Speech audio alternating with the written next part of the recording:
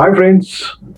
मुझे लगा कि क्यों ना हम लोग आज एक ऐसे टॉपिक पे डिस्कशन करते हैं जो शायद एक अननोन एरिया में एग्जिस्ट करता है और प्रोफेशनल्स के लिए बड़ा डिफिकल्ट होता है उस सेट ऑफ एक्टिविटी को पे काम करना basically.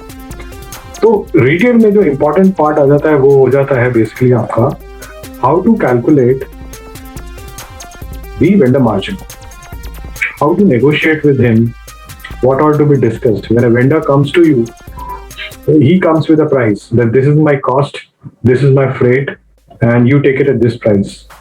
But then if you are in a retail setup, you need to negotiate on many other aspects also at the same time.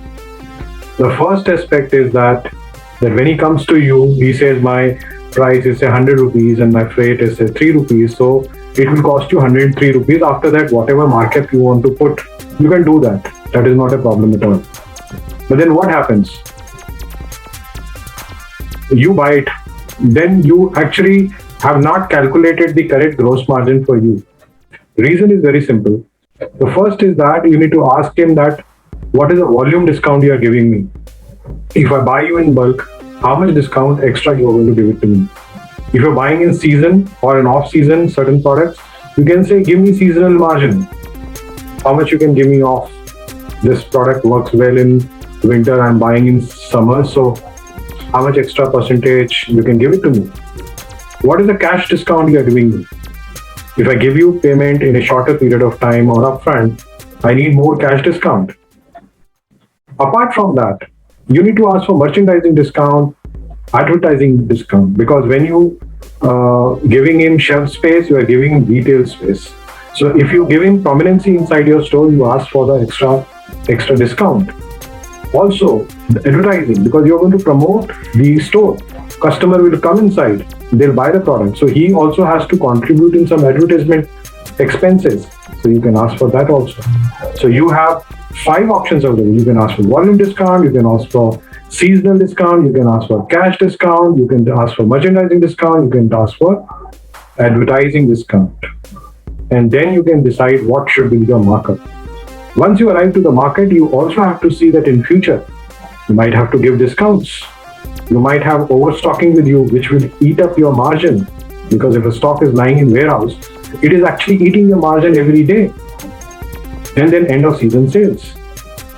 So these are the 3 areas where you have to look at it. 4th area is shrinkage.